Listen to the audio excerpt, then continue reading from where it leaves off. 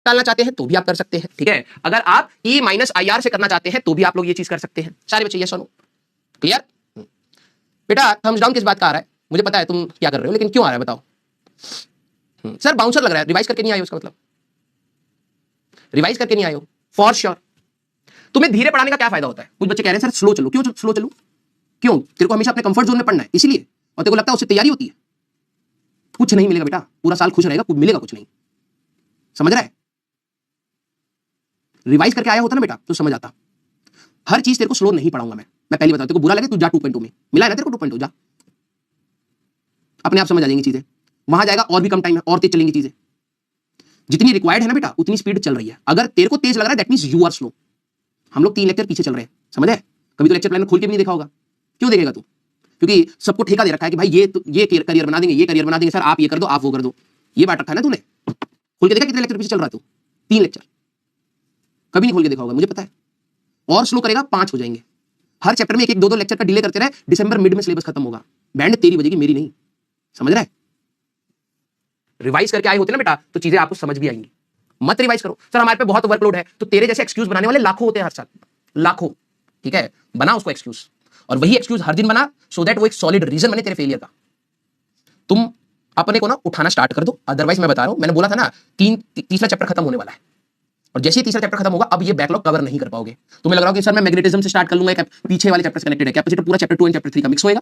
Magnetism में current की requirement पड़ेगी, ठीक है। इलेक्ट्रोमैग्नेटिक इंडक्शन में मैग्नेटिज्म की रिक्वायरमेंट पड़ेगी। एसी में एसएचएम की रिक्वायरमेंट पड़ेगी, वो भी तूने नहीं पढ़ा होगा मुझे पता है। फिर तेरा ईएम वेव्स आ गया, वो 2 मार्क का चैप्टर पूछा जाता है, ठीक है। उसमें भी जो क्लास 12 का क्लास 11 का वेव्स की इक्वेशंस जो हम लोगों ने पढ़ी है, ओमेगा टी प्लस माइनस की एक्स, उसकी रिक्वायरमेंट होगी, वो भी मुझे पता है तेरे को नहीं आता होगा। फिर जब तू हिम्मत बनाएगा ना थोड़ा सा कि यार अब तो आधी किताब तो मेरी खराब हो चुकी है, ऑप्टिक्स से स्टार्ट करूंगा। ऑप्टिक्स 20-22 लेक्चर का होगा, तेरे अंदर इतना पेशेंस नहीं होगा कि तू 20 लेक्चर बैठ करके एक ही चीज को सुन ले। तेरी बैंड वहां बजेगी। फिर आएगा वेव ऑप्टिक्स, वो 12वीं क्लास की 11वीं क्लास की वेव ऑप्टिक्स में इंटरफेरेंस जो पढ़ाया गया है, जिन्होंने पढ़ा होगा उनको मजा आएगा, और तू बस रोते रहियो। फिर बच्चा बस मॉडर्न फिजिक्स उसमें थोड़ा बहुत रट लेगा, पास हो जाएगा, तेरे को लग रहा होगा। ये होती है कहानी 12वीं की।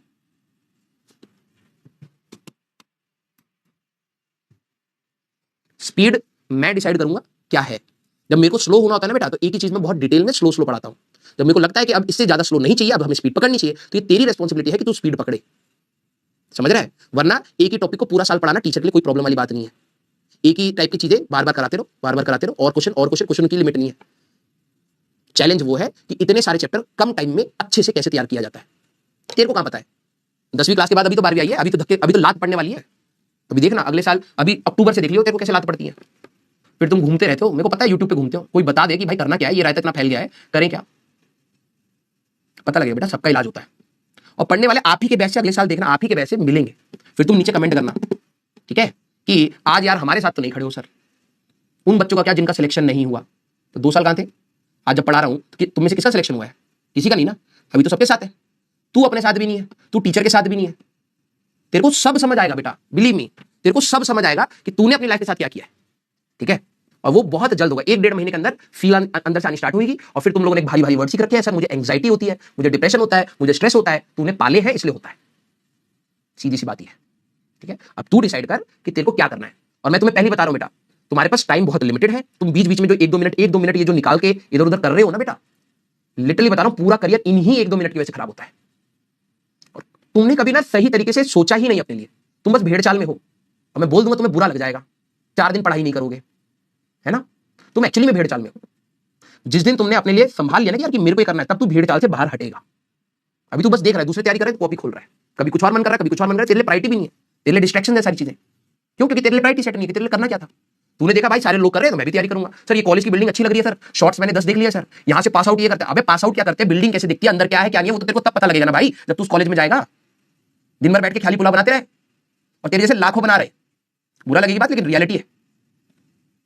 सपने कन्वर्ट करने के लिए ना बेटा घिसना पड़ता है, और तुम नहीं घिसोगे, दूसरा जो घिसेगा वो डिजर्व करेगा, वो आगे ले जाएगा। तुम बस एक्सक्यूज बनाते रहना, सर यहाँ चीटिंग हो गई, यहाँ रिजर्वेशन हो गया, सर यहाँ ये हो गया। बनाओ भाई, बना जितने बनाने तेरे को, जिसको मिलना है ऊपर वाला देता हुआ चला जाएगा, क्योंकि वो उसकी मेहनत के हिसाब से मिल रहा होगा।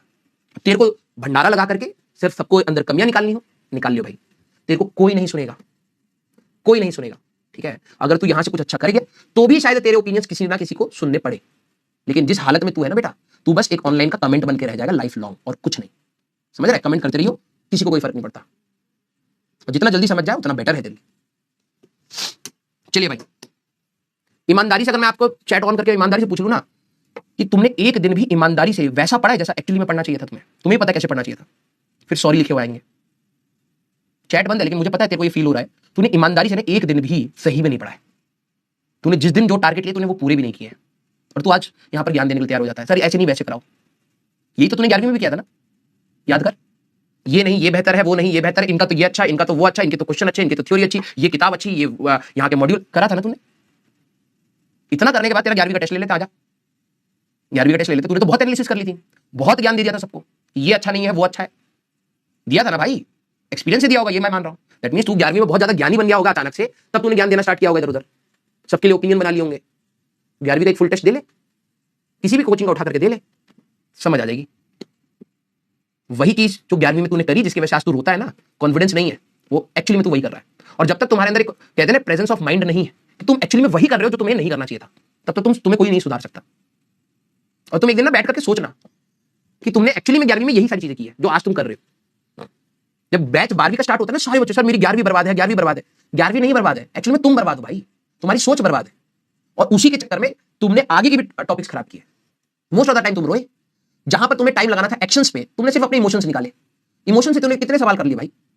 सवाल तो भाई पेन से ही घिस करके ही निकालेगा ना भाई आंसर। बहुत बुरा होने वाला है उन बच्चों के साथ। इसमें ये मत बोलना सर आप बद्दुआ क्यों मांग रहे हो, मैं बद्दुआ नहीं मांग रहा हूं, मैं रियलिटी बता रहा हूं। मैं उस एग्जाम की तैयारी कराता हूं जिसमें सिलेक्शन रेशियो बहुत कम है। हंसी मजाक से इसलिए कराया जाता है क्योंकि सिलेक्शन रेशियो भी कम है और स्ट्रेस भी बहुत होता है। लेकिन अगर तू उसको आउट ऑफ लाइन ले जाए, बदतमीजी वाले कमेंट्स लिखे, इससे सिर्फ तेरा ही खराब होगा और बहुत गंदा खराब होगा। ठीक है, तू पैसे भी ज्यादा लगाएगा कॉलेजेस में जाने के लिए, प्लेसमेंट 2-3 लाख रुपए की मिलेगी, फिर पता लग जाएगी कि जिंदगी होती क्या है। जितने सपने ले रखे हैं ना बेटा, ये कर देंगे वो कर देंगे, सारे समझ आ जाएंगे एक बार जब जॉब करने निकलोगे। अभी तुम्हें हल्का लग रहा है बेटा, सुधर जाओ, ठीक है, वरना रियलिटी इतना तेज का थपेड़ा मारेगी ना तुम्हारे मुंह पर, संभाल नहीं पाओगे। और तुम रियलिटी में नहीं संभाल पाओगे, क्योंकि तुम लोगों के अंदर ना एक है कि भाई मुझे एम्पैथी चाहिए, सिंपैथी चाहिए, मुझे लोग पूछे, मुझे लोग कुछ कह रहे कि भाई यार तेरे साथ गलत हो गया। तुम नहीं संभाल पाओगे, जब तुम्हारा रिजल्ट आएगा ना बेटा, संभाल नहीं पाओगे उसका पेन। झुंड बना करके 10-12 जिनके मार्क्स नहीं आए, एक दूसरे को समझाना, तब पता लगेगा कि होता क्या है।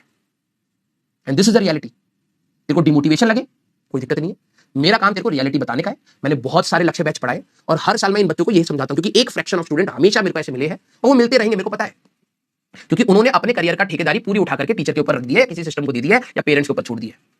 पेरेंट्स के अंदर कुछ कमी हो जाएगी तो 10 पॉइंट्स बना करके बैठ जाओगे कि यार पेरेंट्स में कमी थी। टीचर के अंदर हल्की सी कमी आ जाएगी तो तुम 10 क्या 20 बनाकर बैठ जाओगे, यार सिस्टम से ये नहीं मिला। अरे भाई जितना तेरे पास रिसोर्सेज अवेलेबल है, कम से कम उसको तो 100% यूटिलाइज कर ले। और ईमानदारी से एक बार बैठ करके सोच लियो कि तेरे को जितना पढ़ा दिया है ना कॉपी में, तेरे को उतने का ही अगर मैं टेस्ट ले लूं ना तो उतने भी फुल ना ला पाए। तीनों सब्जेक्ट की बात कर रहा हूं, तीनों क्या तू एक सब्जेक्ट में भी लेके आ जा, नहीं ला पाएगा तू। और तू ज्ञान देने के लिए पूरा बैठा हुआ है, अपने अंदर काम कर रेदर देन पूरा भी दुनिया संभालने के लिए, ठीक है।